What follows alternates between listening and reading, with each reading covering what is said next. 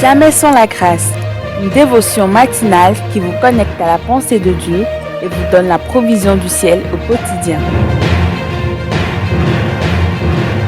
Bonjour chers amis, chers internautes, nouvelle journée, nouvelle provision. Bienvenue dans cette quatrième dévotion de cette semaine.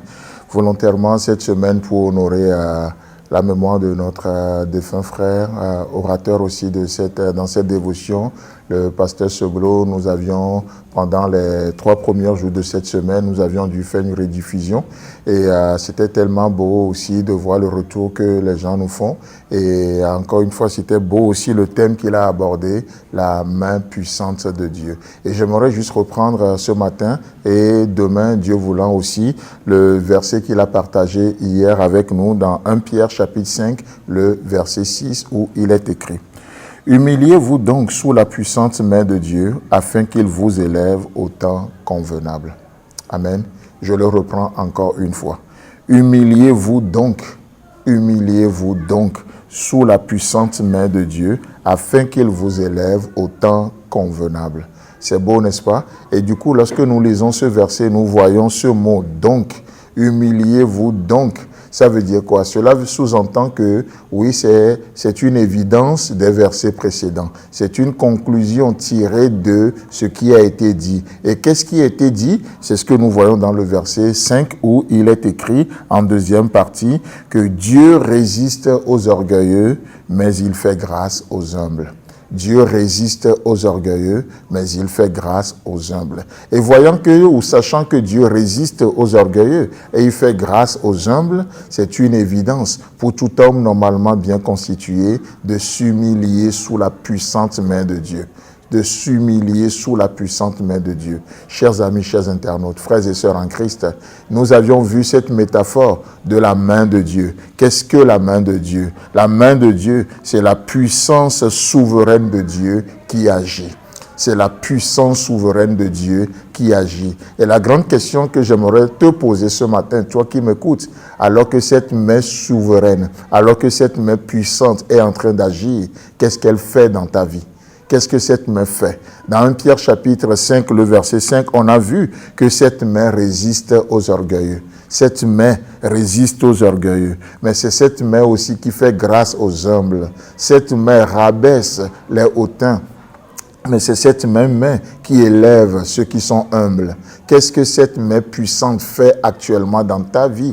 Il n'y a que toi qui peux le savoir. C'est pourquoi la Bible nous dit de nous examiner nous-mêmes. De nous examiner nous-mêmes. Moi, je ne peux pas te dire ce que Dieu fait maintenant dans ta vie, mais je sais ce qu'il fait dans ma vie. Je sais ce qu'il fait dans la mienne. Je sais comment il me dirige. Je sais ce qu'il attend de moi aujourd'hui. Et ma prière ce matin, j'ai dit, oh Seigneur, donne-moi toute la force dont j'ai besoin pour marcher dans cette obéissance dont on a entendu parler hier, de m'humilier sous cette puissante main, parce que cette puissante main fait tellement de choses. Dieu va confier, il va appeler Jérémie et il va lui confier une mission. Dans Jérémie chapitre 1, le verset 10, qu'est-ce que cette main de Dieu fait? Cette main est là malheureusement parfois pour arracher dans nos vies ou de nos vies tout ce que Dieu n'a pas semé, arracher les mauvaises herbes. Et donc Dieu va dire à Jérémie, regarde, je t'établis aujourd'hui sur les nations et sur les royaumes. Pourquoi? Quelle est la mission?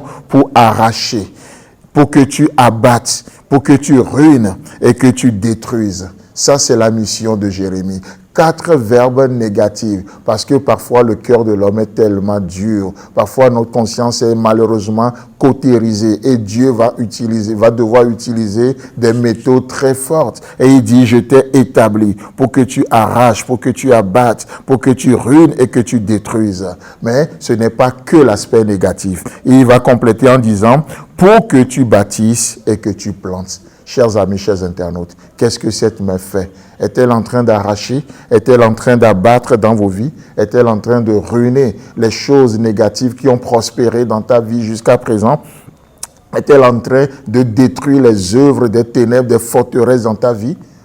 Oh, ça peut être douloureux, je sais, mais la finalité, c'est parce que Dieu veut bâtir nos vies, parce que Dieu veut planter des semences dans nos vies. C'est lui le semeur par excellence et il sort encore ce matin pour semer, pour semer. Quel sera l'état de notre cœur? Permets-moi juste de prier un peu avec toi ce matin. Je sais, parfois ça demande beaucoup de courage pour supporter et accepter ce que Dieu fait. Seigneur, c'est pourquoi ce matin, je prie pour celui qui m'entend ce matin, celle qui est en train de m'écouter. Oh, je prie pour le courage nécessaire. Saint-Esprit, touche sa vie, touche quelqu'un ce matin, afin que ton œuvre puisse prospérer encore aujourd'hui dans nos cœurs pour la gloire de ton seul nom, Jésus. Amen. Si vous avez aimé cette émission, parlez-en à vos amis. Parlez-leur du message de la grâce et de ce qu'il fait dans vos vies. Pour un sujet de prière, une question ou pour devenir partenaire, contactez-nous au 00229 94 75 80 20. Que Dieu vous bénisse et à la prochaine. En attendant, pensez avec Dieu.